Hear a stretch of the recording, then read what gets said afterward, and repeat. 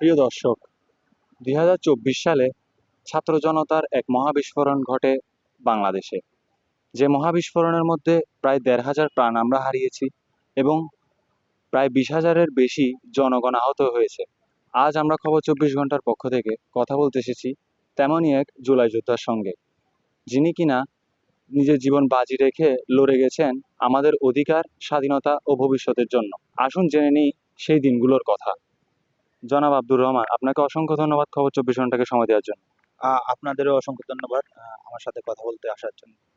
তাহলে আমরা চলে যাই সেই দিনগুলোর দিকে, যে দিনগুলোতে আপনারা দেশের সার্বভৌমত্বের জন্য লড়াই করে গেছেন। আহ, ধন্যবাদ।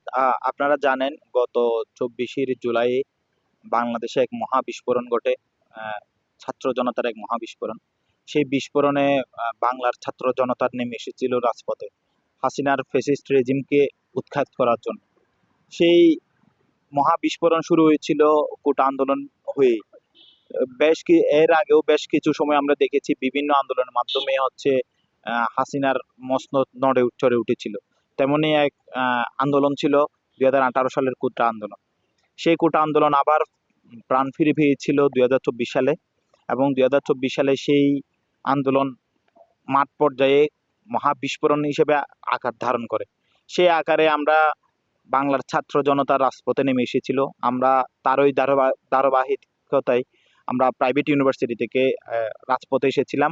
আমি প্রাইভেট ইউনিভার্সিটির শিক্ষার্থী। আপনারা জানেন যখন আন্দোলন শুরু হয়, পরবর্তীতে আমার পাবলিক ইউনিভার্সিটির শিক্ষার্থীরা ভাই বোনেরা যখন রাজপথে নেমেছিল, তখন হাসিনার যেই পেটুয়া বাহিনী, গুন্ডা বাহিনী, পুলিশ বাহিনী ছিল, তাদের মাধ্যমে হাসিনার মসনদ টিকিয়ে রাখার জন্য হাসিনা অনেক কিছুই করেছে। আমার ১৬ই জুলাই আমার ভাই শহীদ আবু সাইদকে তার বুকে গুলি করা হয়েছিল, এবং তার বুকের গুলিটা ছিল পুরা বাংলাদেশকে গুলিবিদ্ধ করার সমান। আমরা তার এই ধারাবাহিকতায় আমরা আর ঘরে থাকতে পারিনি।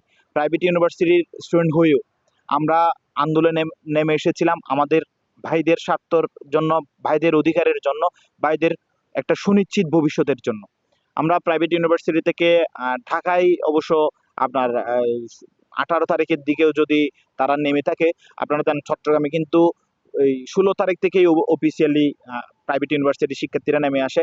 তো আমরা হচ্ছে, আমি এর আগেও ২০১৮ সাল থেকে বিভিন্ন আন্দোলনের সাথে মোটামুটি সম্পৃক্ত ছিলাম, এবং তারই ধারাবাহিকতা আমি ১১ই জুলাই থেকে, মানে এর আগে থেকে মোটামুটি কনসার্ন থাকলেও ১১ই জুলাই থেকে আমি অফিসিয়ালি হচ্ছে আন্দোলনের সাথে সম্পৃক্ত হই।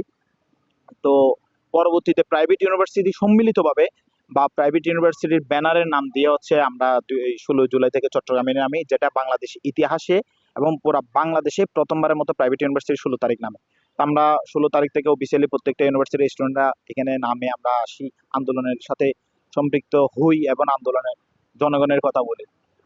আমি এরপর থেকে আমরা যেটা সমন্বয়ক লিস্ট হয়েছিল, আমরা প্রাইভেট ইউনিভার্সিটি থেকে অনেকেই সমন্বয়ক ছিলাম লিস্টে, তার মধ্যে আমিও একজন ছিলাম সমন্বয়ক লিস্টের মধ্যে।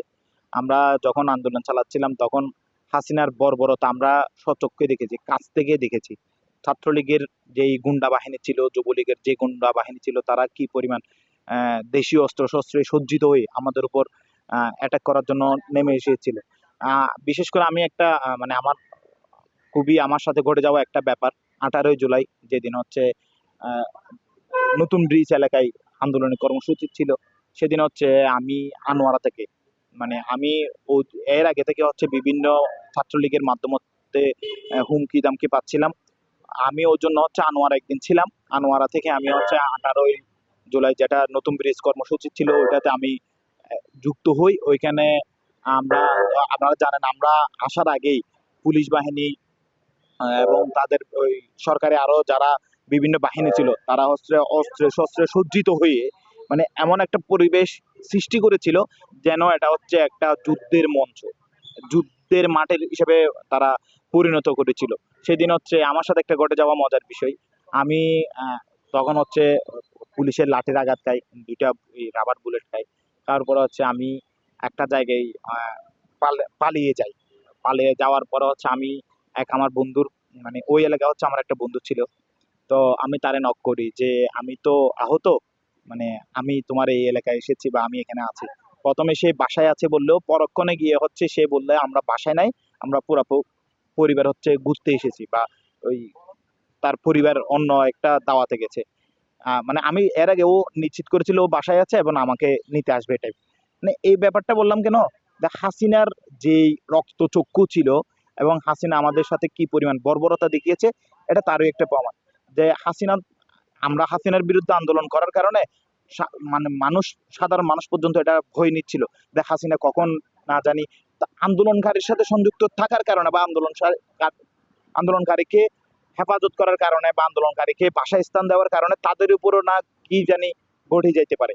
ওই জন্য সে হয়তো আমারে তার বাসায় নিতে মানে সম্মত হয়নি। মানে হাসিনার বর্বরতাটা ছিল এমনই। আমরা সেটা হচ্ছে আমি জানবো না, যারা আন্দোলনে মাঠে ছিল তারাই জানবে হাসিনার বর্বরতা, ছাত্রলীগের যেই পেটোয়া বাহিনীর বর্বরতা, পুলিশ বাহিনীর যে বর্বরতা, এটা কি পরিমাণ ছিল। বিশেষ করে জানা 16 জুলাই যখন প্রাইভেট ইউনিভার্সিটি সম্মিলিতভাবে নেমেছিল, তখন 2 নম্বর গেটে হচ্ছে আপনার আইইসি থেকে কয়েকটা বাস এসেছিল, তাদের আইসিতে হচ্ছে মানে সীতাকুণ্ড এলাকায় হচ্ছে আক্রমণ করেছিল। 2 নম্বর গেট মেহেরগলি এলাকায় হচ্ছে ছাত্রলীগ যুবলীগ মিলে হচ্ছে আমাদের মানে একত্রে হামলা করে আমরা এখানে ছিন্ন বিচ্ছিন্ন হয়ে যাই। ওই দিন যেদিন হচ্ছে এই চট্টগ্রাম বিশ্ববিদ্যালয়ের শাটল অফ ছিল, আমরা প্রাইভেট ইউনিভার্সিটির শিক্ষার্থীরা এখানে এসে জড়ো হওয়ার চেষ্টা করেছিলাম। প্রথমে তারা আমাদের খুবই মারধর করে, আমাদের বিভিন্ন প্রাইভেট ইউনিভার্সিটির শিক্ষার্থীদের সাথে বর্বরতা চালায়। আমরা এরপরও আবার সবাই এক জায়গায় হয়ে আন্দোলনটা গড়ে তুলি এইভাবে। তো জুলাই আগস্টের সময় যেহেতু আমরা জানি যে তখন ইন্টারনেটের একটা শাটডাউনের পরিস্থিতি ছিল, সেই সময়গুলোতে আপনাদের মানে একজনের সাথে একজনের কমিউনিকেশন বা তথ্য যোগাযোগ ব্যবস্থাটা কিভাবে বিল্ড আপ হয়, এবং আপনারা মানে কিভাবে একজন একজনকে সাহায্য সহযোগিতা করেন, কিংবা যারা এমন অনেক ছিল যারা আন্দোলনের বাইরেও অনেকভাবে সাহায্য সহযোগিতা করে, সেই ব্যাপারে যদি একটু বলতেন। আপনারা জানেন আন্দোলনে ভূমিকার মধ্যে মানে ইন্টারনেটের ভূমিকা হচ্ছে অন্যতম। আমরা ইন্টারনেটের মাধ্যমে হচ্ছে আমরা আমাদের সংযোগ স্থাপন করি। ঢাকা থেকে চট্টগ্রাম, চট্টগ্রাম থেকে বিভিন্ন জেলা উপজেলার মধ্যে আমরা একদম আহ, উচ্চতর জায়গা থেকে নিম্নতর জায়গা পর্যন্ত যাওয়ার চেষ্টা করি ইন্টারনেটের মাধ্যমে। যখন ইন্টারনেট শাটডাউন করা হয় তখন হচ্ছে আমাদের আন্দোলন স্টিমের হয়ে যাওয়ার একটা উপক্রম হয়। সেই সময় আমরা নতুনভাবে একটা নেটওয়ার্ক ক্রিয়েট করার চেষ্টা করি, সেটা হচ্ছে মেসেজিং এর মাধ্যমে। আমরা বিভিন্ন মানে যেভাবে তারা সংযুক্ত ছিলাম, তারা হচ্ছে নাম্বারের মাধ্যমে আমরা নাম্বার মেসেজ নিয়ে মানে টাকা দিয়ে মেসেজ কিনে ওই মেসেজ দিয়ে আমরা সবার সাথে নতুনভাবে মানে ডেটা কানেকশন বিল্ড আপ করার চেষ্টা করেছি এবং আমরা ওটা পেরেছি আলহামদুলিল্লাহ। আমরা ঢাকার সাথে চট্টগ্রামের এবং চট্টগ্রামের আমাদের ইন্টারনাল যারা যারা বিচ্ছিন্ন অবস্থায় ছিল, তো অনেকেই তো পালিয়েছিল, আমরা নিজেরাও তখন পালিয়েছিলাম। আমরা মেসেজিং এর মাধ্যমে হচ্ছে সংযোগ স্থাপন করার চেষ্টা করেছিলাম এবং এটা আমরা সফল হয়েছিলাম বলা যায়।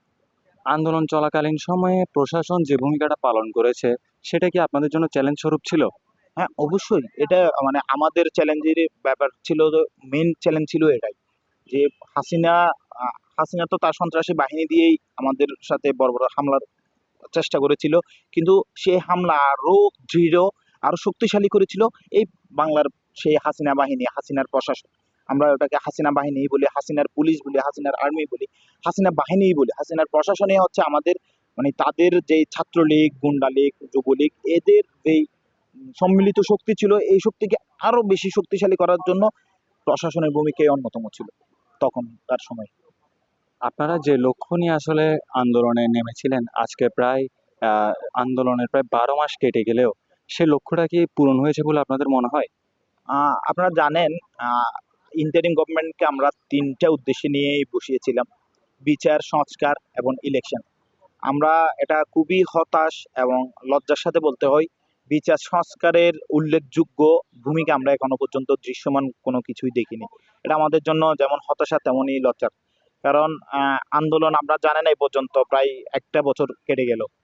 মানে আমাদের আশানুরূপ যে সংস্কারের ব্যাপার ছিল, যে বিচারের ব্যাপার ছিল, সেটা বাদে ইন্টারিম গভর্নমেন্ট বিভিন্ন জায়গার প্রেসক্রিপশন নিয়ে ইলেকশনের পথে আগাচ্ছে। যদি ইলেকশনের জন্যই মানে আমরা তো ওনাকে জাস্ট মানে শুধুমাত্র ইলেকশনের জন্য না, ইলেকশনের আগে আরো 2টা ব্যাপার ছিল, বিচার আর সংস্কার। কিন্তু ইন্টারিম গভর্নমেন্ট বিচার আর সংস্কার দৃশ্যমান তো করতেই পারছে না, তারা ইলেকশন দিয়ে চলে যাওয়ার একটা চেষ্টা করছে। তবে আমরা আহ, যে আশা নিয়ে আসলে আন্দোলনের ছিল, আমরা হাসিনার রেজিমকেই উৎখাত করাটাই হচ্ছে আমাদের প্রধান লক্ষ্য এবং উদ্দেশ্য ছিল। ওটা আমাদের ফুলফিল হয়েছে। এরপরে হচ্ছে আমাদের বিচার সংস্কারের ব্যাপারে আমরা এখনো পর্যন্ত দৃশ্যমান উল্লেখযোগ্য তেমন ব্যাপার দেখিনি। এটা আমাদের জন্য হতাশা। জনাব আব্দুর রহমান, আপনাকে অসংখ্য ধন্যবাদ আমাদেরকে সময় দেওয়ার জন্য। আপনাদেরও অসংখ্য ধন্যবাদ।